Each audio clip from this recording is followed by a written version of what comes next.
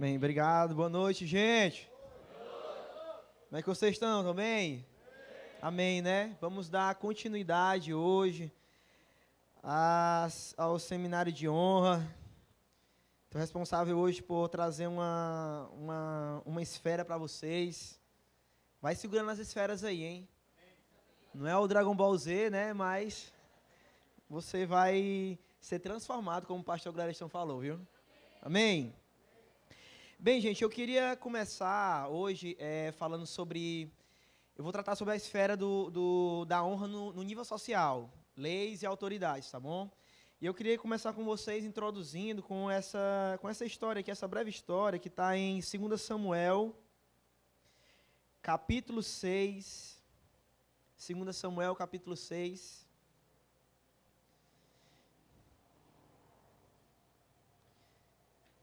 Se você quiser ler na projeção, pode ficar à vontade, tá bom?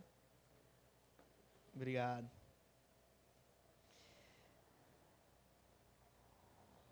Vamos lá. Vou ser o mais sucinto possível nessa noite, porém estejam com seus ouvidos bem atentos. O Senhor, realmente o que o pastor Gladstone falou aqui não são palavras jogadas ao vento. As palavras de honra, elas transformaram muitas vidas, inclusive a minha também. E eu espero que você esteja bem aberto. Muitas pessoas aqui começaram a caminhar com esse ministério, começaram a caminhar com a gente. E quando a gente descobriu sobre a palavra da honra, ela mudou muita coisa mesmo. E hoje nós estamos aqui onde nós estamos, porque a palavra da honra, ela serviu como alicerce, como fundamento para nós. Amém? Vamos lá. 2 Samuel, capítulo 6. Diz o seguinte: De novo Davi reuniu os melhores guerreiros de Israel, 30.000 ao todo. Ele e todos os que o acompanhavam partiram para Baalá, em Judá, para buscar a arca de Deus. A arca sobre a qual é invocado o nome do Senhor dos Exércitos, que tem o seu trono entre os querubins acima dela. Puseram a arca de Deus no carroção novo e a levaram da casa de Abinadab na colina. Uzá e Aiô, filhos de Abinadab, conduziam o carroção com a arca de Deus. Aiô andava na frente dela. Davi e todos os israelitas iam cantando e dançando perante o Senhor, ao som de todo tipo de instrumento de pinho, harpas, liras, tamborins, chocalhos e símbolos. Quando chegaram à eira de Nacon, Uzá esticou o braço e segurou a arca de Deus, porque os bois haviam tropeçado. Versículo seguinte não é muito feliz. A ira do Senhor acendeu-se contra Uzá por seu ato de irreverência. Por isso Deus o feriu e ele morreu ali mesmo, ao lado da arca de Deus. Gente, eu quero introduzir com essa mensagem, com essa história. Deixa eu fazer uma pergunta para vocês aqui. Trazer a presença do Senhor para onde você vive é uma coisa boa? Não é? É uma coisa maravilhosa. Então você há de concordar comigo que Davi ele teve uma boa predisposição, ok? Em trazer a arca do Senhor para a cidade de Jerusalém. Davi era rei de Jerusalém e ele queria trazer a arca do Senhor para dentro de Jerusalém. Foi uma atitude boa, ok? Uma atitude nobre. Amém? Você concorda comigo? Então, por que é que aconteceu uma catástrofe dessa no meio da jornada? Por que que então aconteceu essa desgraça no meio da jornada? Poxa Deus, você não deveria estar na frente, abrindo o caminho e favorecendo. É uma boa intenção, não é? É uma ótima intenção, o Senhor deveria estar favorecendo. Não, os meus filhos, eles estão levando a minha presença, eles estão priorizando a minha presença no meio deles. Deveria ser uma coisa maravilhosa e o Senhor deveria abrir as portas. Mas infelizmente aconteceu aquele desastre, aquela catástrofe. Quando você para analisar e ver o porquê que aconteceu aquilo, nos versículos e capítulos posteriores, Davi ele diz o porquê que aconteceu aquilo. ele deveria levar a arca do Senhor, a sua presença, da maneira correta.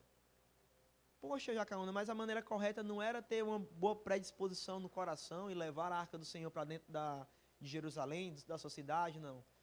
A maneira correta seria com a arca do Senhor sendo carregado pelos levitas, por meio de hastes que passavam por argolas que tinham na arca. Essa seria a maneira correta, e não em cima dos lombos de bois. Primeiro princípio que vai para ti aí. A responsabilidade que é sua, é você que tem que cumprir.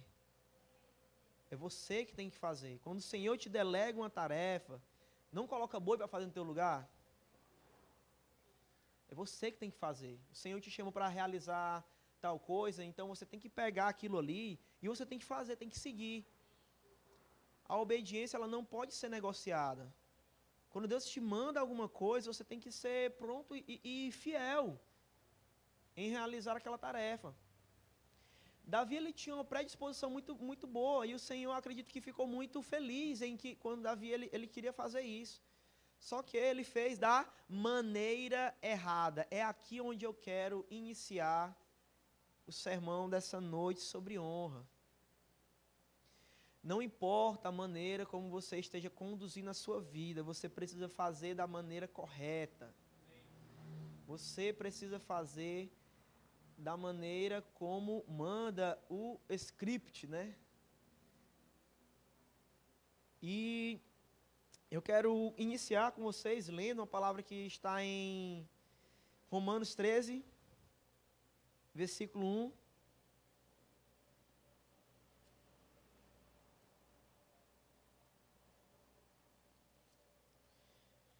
Todos devem sujeitar-se às autoridades governamentais, pois não há autoridade que não venha de Deus. As autoridades que existem foram por ele estabelecidas. Portanto, aquele que se rebela contra a autoridade está se colocando contra o que Deus instituiu.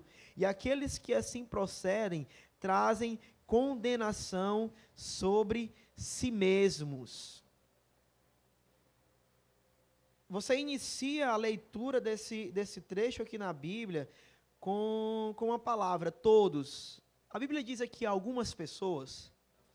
A Bíblia está dizendo aqui somente aquelas pessoas que não são muito favorecidas nas classes sociais, somente pobres ou ricos, políticos ou não políticos. A Bíblia aqui, ela coloca todos no mesmo patamar. A Bíblia aqui está dizendo que todos devem, ou seja, tem aqui uma instrução, uma ordem. Todos devem sujeitar-se às autoridades governamentais. Às vezes a gente quer interpretar como honra é algo correlacionado apenas como nos relacionamentos familiares, então nos relacionamentos eclesiásticos. Mas a honra, ela não se restringe apenas a isso.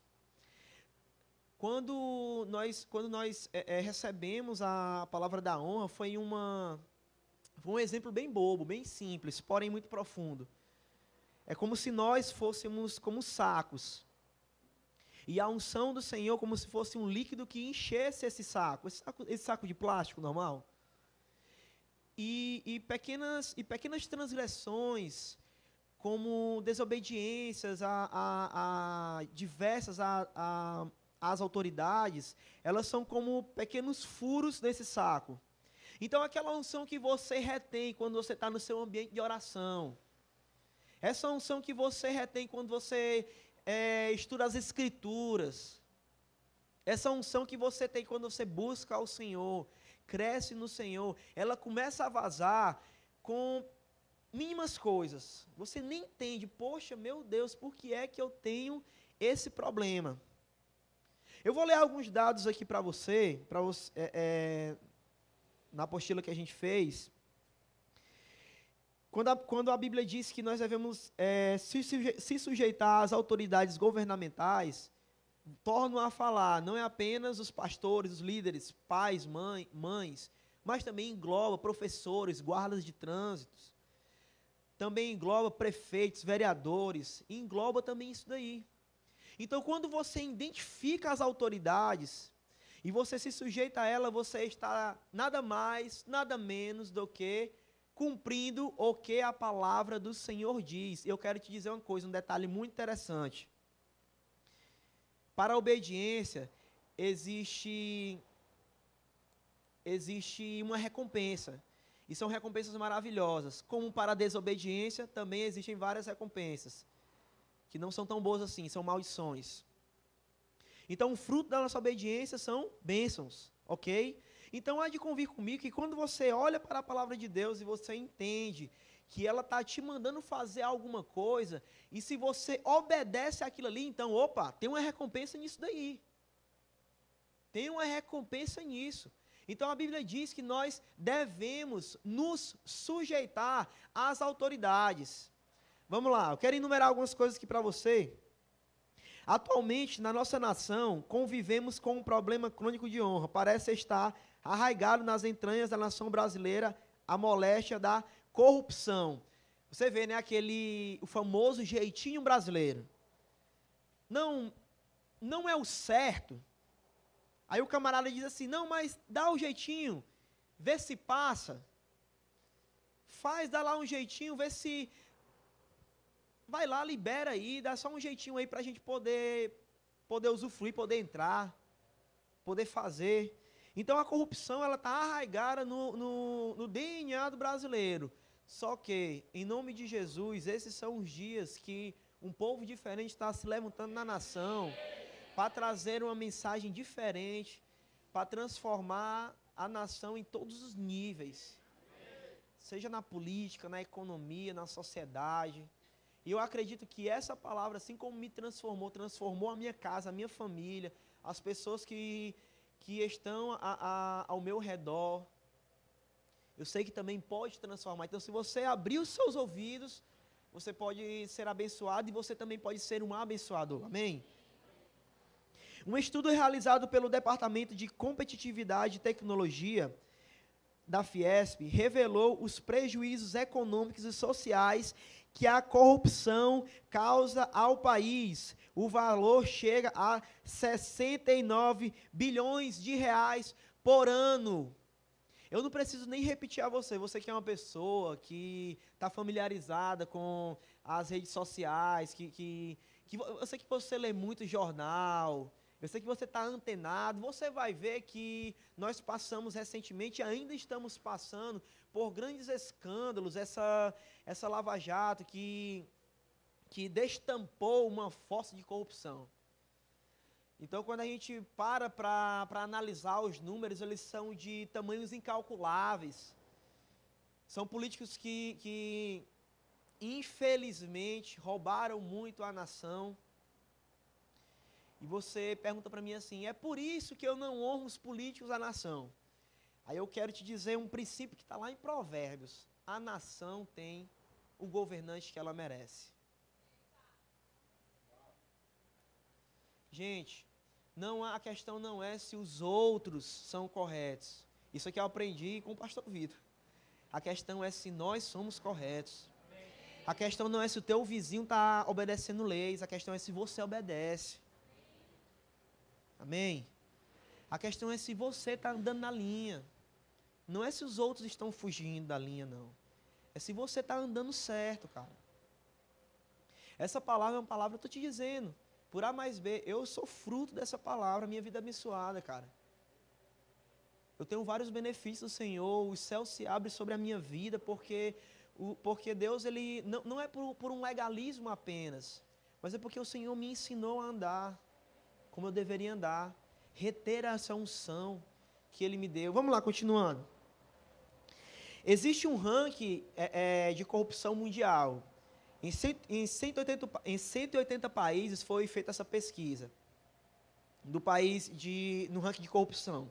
O Brasil está na 75ª posição, sendo que as primeiras posições são as posições mais favoráveis.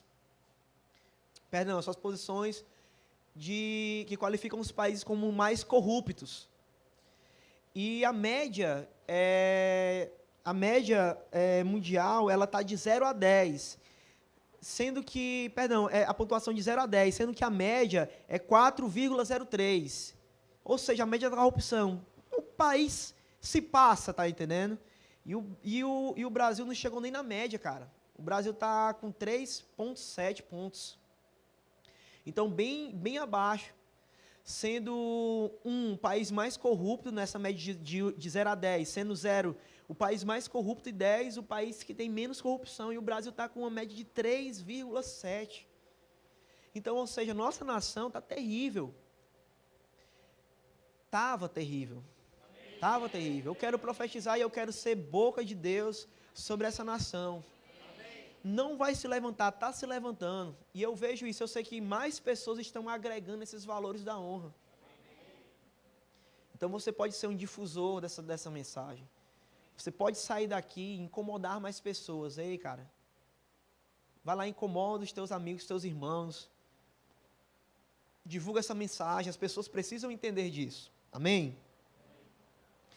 Quase um em cada 4 brasileiros afirma que dar dinheiro a um guarda para evitar uma multa não chega a ser um ato corrupto.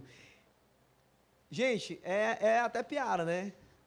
Você vê, aqui, quem é motorista aqui já passou por várias blitz, né? Camarada tá indo, pilotando a sua moto, e a lei diz que você deve andar com o quê? Com o capacete. Aí você anda o quê com o capacete? No cotovelo, porque o cotovelo é mais importante que a cabeça, né? Você defende mais o seu cotovelo, a cabeça pode quebrar, né? Cabeça só, cara, né? Tem nada, né, a cabeça. Gente, dá para ver como isso é algo emburrecedor. Dá para ver como a corrupção, ela se arraigou ao DNA do brasileiro e tornou o homem burro, cara. Vê só, tornou o homem burro. A Bíblia diz que a lei ela é boa. E quando você olha para a lei serve para nos proteger, cara. Então quando você começa a andar na lei, quando você entende que a lei ela é boa, que o Senhor, Ele criou as leis, para que o homem andasse por ela, não para que o homem fosse um cara aprisionado, ser aprisionado. Deus, Ele criou as leis para que a pessoa entendesse, isso aqui serve para me proteger, porque é o mesmo Deus que instituiu as autoridades, e essas autoridades fizeram as leis, esse mesmo Deus é um Deus de amor, então essas leis que são criadas, são leis que servem para nos proteger. Deus, Ele não faz nada alheio à sua característica, amém? Se Deus é amor, Ele expressa naquilo que Ele faz amor. Por mais que como eu falei do trecho que está em Provérbios, a nação tem um governante que merece, às vezes tem governantes que são opressores. Isso até mesmo pode ser um método de juízo de Deus. Quando o juízo de Deus vem é para consertar. Até para isso é para trazer um fim proveitoso. Deus, Ele faz todas as coisas com um fim de amor. Ele ama o homem, Ele ama o homem. Nós precisamos entender isso. Então, quando você está caminhando no seu carro, está lá e você vê que a máxima permitida na via é 60 km por hora, Deus, Ele manda um anjo para te acompanhar. O anjo, ele só consegue correr até 60 km. Se você passar disso... Deus, Ele já diz, não, gente, mas pensa comigo, tem pessoas que sofrem acidente porque estão acima da máxima permitida, Deus não me protegeu. Meu irmão, Deus, Ele instituiu governantes, os governantes colocaram as leis e você não estava debaixo da lei. Como você quer ser protegido? Tem um ranking aqui de as 10 corrupções cotidianas do brasileiro. Vamos lá. Primeira, não dar nota fiscal. Isso aqui vai muito para pessoas que trabalham no ramo empresarial, são empresários. O imposto está muito alto, meu Deus do céu. Eu tenho um testemunho para te dar. Eu comecei a trabalhar no ramo de comércio muito cedo. E em um dos comércios lá, o meu patrão dizia, olha, não imprime nota fiscal. porque a gente vai pagar imposto e vai ficar mais caro. Aí cara, eu comecei na fé, né? E eu disse assim, não pode, eu vou ter que imprimir, nem que eu seja demitido desse trabalho. Eu era o cara do jihad, né, antigamente, né? Era lei até o talo. E eu, não pode. Cara, quando eu comecei a desobedecer o meu patrão, porque a minha consciência estava me condenando, e tipo assim, eu queria fazer o que era certo. Não, eu vou, na minha concepção, eu disse, não, eu vou ajudar o meu patrão. Ele não sabe, não tem entendimento, mas eu vou ajudar ele, eu vou abençoar essa empresa. Eu vou desobedecer ele, mas ele vai ver como isso aqui vai mudar. Gente, a empresa não se pagava. Isso aqui é um testemunho porque eu estava dentro. A empresa não se pagava, Depois que eu comecei a fazer tal ato, o pai do meu patrão, que era dono de várias outras empresas, pediu para ver o histórico do caixa, né? E ele viu que nos três meses que foram subsequentes, a empresa estava conseguindo se pagar e lucrando. Aí só comigo, não, ele não sabe, eu não vou dizer, mas isso aí foi fruto de uma atitude que eu decidi obedecer às autoridades. Aí ele olhou assim, mais de um ano essa empresa não se pagava, gente, eu estava lá. Eu sempre cuidei, eu sempre gostei de planilhas financeiras e tal, né? Eu sei que você acha que eu sou doido, né? Mas eu sempre gostei de planilhas, de números, tá entendendo? Sempre gostei de organizar e tal, na planilha lá. Cara, quando eu coloco lá, autossoma, e quando eu vejo aquela soma realizada sozinha, automaticamente, ai Deus, que bom isso.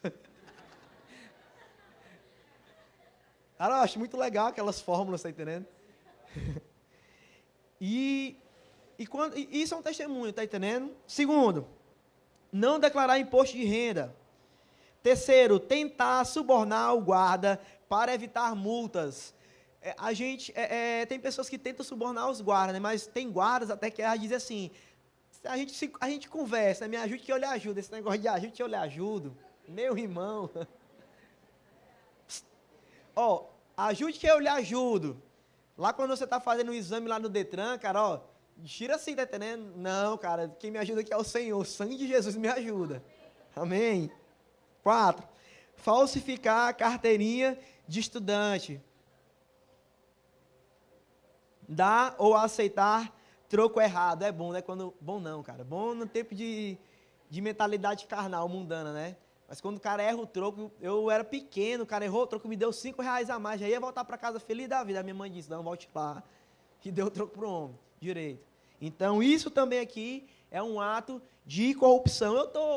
Gente, tudo isso aqui são coisas que vão furando o teu saco da unção. Deus te chama para você ser influência. Amém? E não para viver envergonhado pelo diabo. Roubar TV a cabo, furar fila. Ei, Paulo, conta para mim. Lá na frente o irmão tava, lá na frente. Aí lá vem o cara lá, cheio de conta, no bolso. Não que eu tenho que fazer outra coisa, né? Aí eu vou perguntar para ti assim, tu é melhor do que os outros, né? Todo mundo aqui, talvez muitos trabalham, então, saindo dos seus trabalhos aqui para estar vindo pagar aqui a conta na fila, e tu quer ser mais bonito que os outros, né?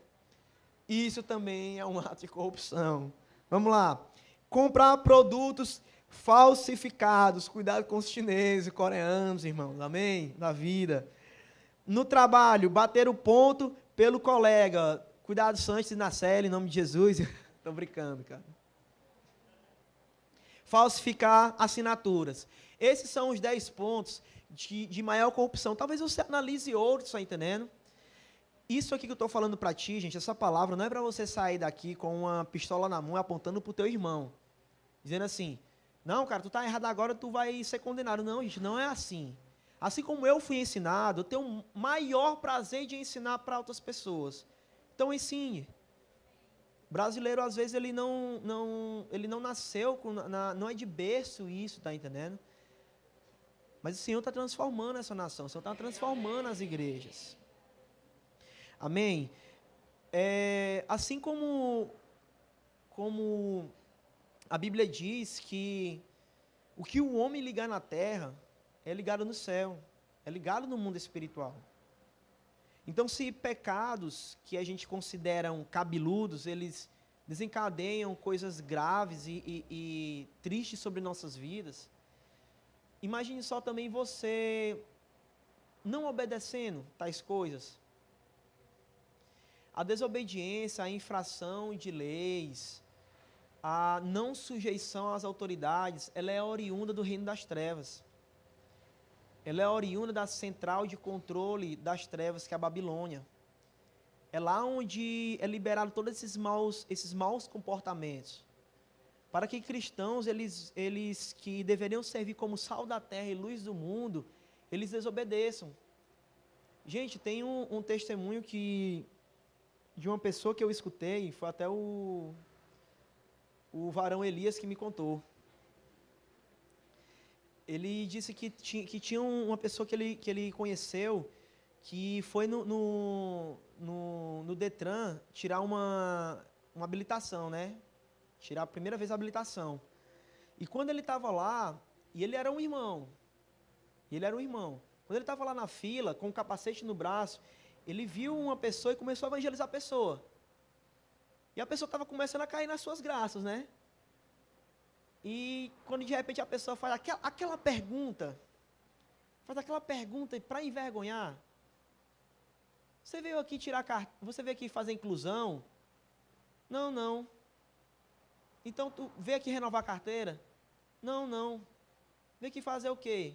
Eu vim tirar a carteira. Mas tu não está com capacete no braço, tu pilota moto. Então, ou seja, toda aquela palavra que o irmão já estava conseguindo tirar o outro das trevas. Aí o irmão ficou lá. Tu é irmão e tu anda de moto sem carteira. Isso e tantas outras coisas, cara. Isso e tantas outras coisas. O diabo tem usado para envergonhar os filhos de Deus. Apocalipse 17:1 fala o seguinte: veio um dos 7 anjos que tinham as 7 taças e falou comigo dizendo: vem, mostrar-te-ei a condenação da grande prostituta que está sentada sobre muitas águas, com a qual se prostituíram os reis da terra, e os que habitam sobre a terra se embriagaram com o vinho da sua prostituição. Prostituição não deve apenas arremeter à ideia de um ato sexual ilícito, mas prostituição é um ato ilícito em si mesmo.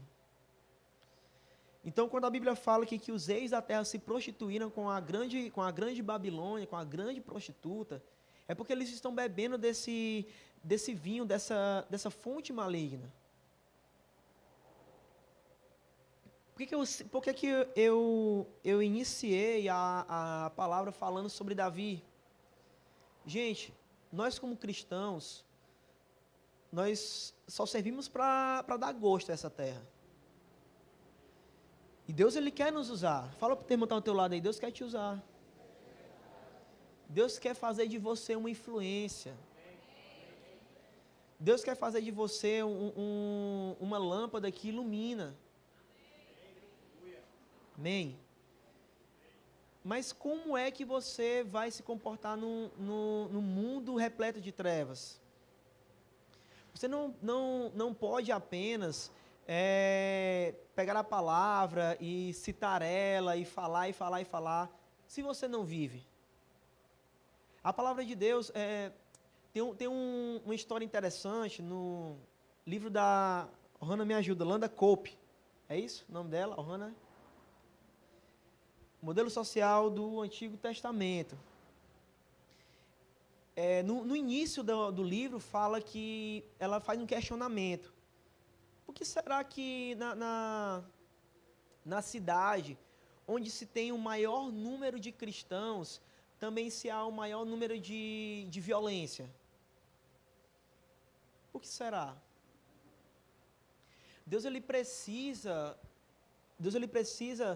fazer em nós não apenas bons cristãos, pessoas que sabem orar com excelência, que têm uma boa homilética, que sabem citar a palavra, que tem a palavra decorada na mente, mas Deus também quer intervir, quer fazer das nossas vidas instrumentos que venham afetar no meio social. nós temos um papel de ensinar pessoas, de ensinar coisas que deveriam ser ensinadas do berço, que deveriam ser ensinados desde a infância, como obedecer às autoridades. Quantos de nós já fizemos e já escutamos pessoas que olharam para os governantes e chamaram eles de ladrão? Isso é uma desonra. Isso é uma grande desonra. Sabe o que significa a palavra honra? A palavra honra significa dar o devido valor pelo preço que foi pago. Apreço, valor. Se eu pegasse uma pessoa aqui e eu estendesse as mãos dela e numa mão colocasse uma caneta e na outra mão colocasse algo muito pesado, automaticamente essa pessoa ela iria colocar os olhos logo na mão onde estava o objeto mais pesado. Porque o que tem mais peso é o que demanda a nossa atenção. E honra é você jogar as coisas para cima. É você jogar essas coisas que vem na tua vida, você joga para cima. Ela vai, mas depois também ela volta. E como você está se comportando com essas autoridades? Como você está lidando com elas? A honra demanda atenção, a honra demanda apreço, a honra demanda que você tenha uma estima por aquilo. E a Bíblia diz, nesse trecho aqui, em Romanos 13, 7, que, vamos lá, diz assim: deem a cada um que lhe é devido, se imposto, imposto, se tributo, tributo, se temor, temor, se honra, honra.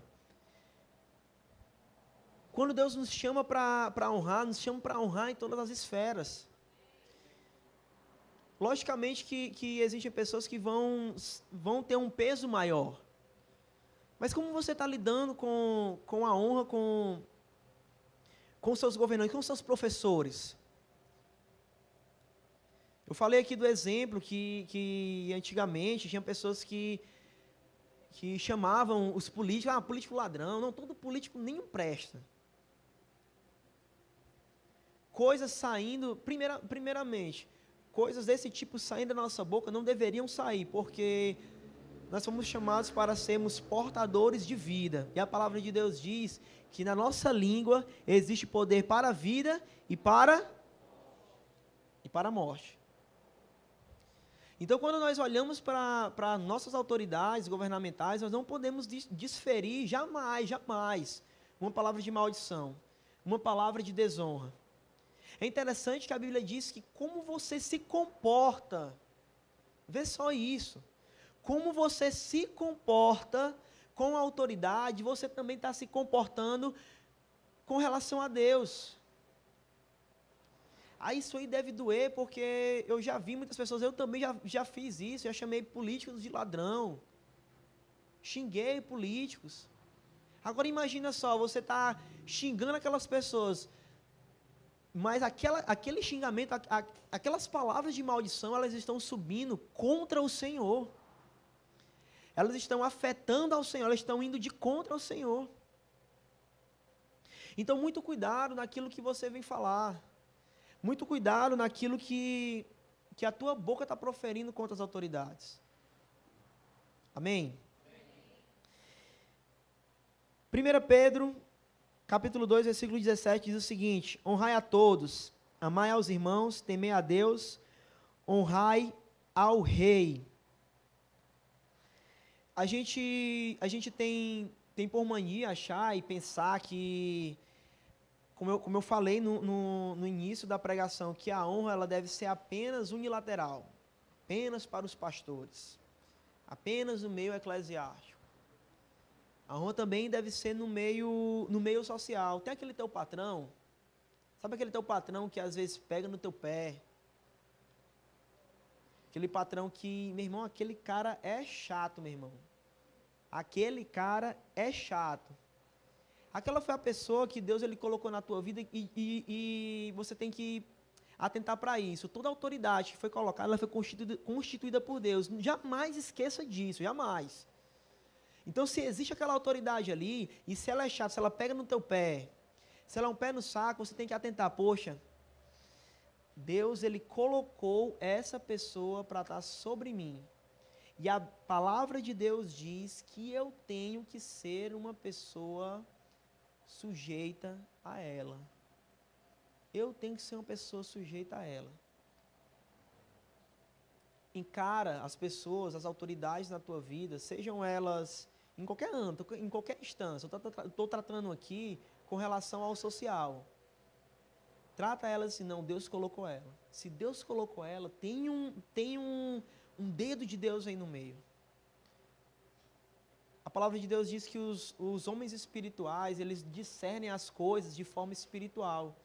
Então, quando você enxerga essa pessoa que talvez ela seja, meu irmão, um pé no saco esse cara, é porque Deus está querendo te tratar na tua vida em alguma área. Amém? Eu quero te dizer que o teu comportamento para com as autoridades, ela não vai apenas ser um ato qualquer. Ela vai desencadear várias bênçãos sobre nossas vidas.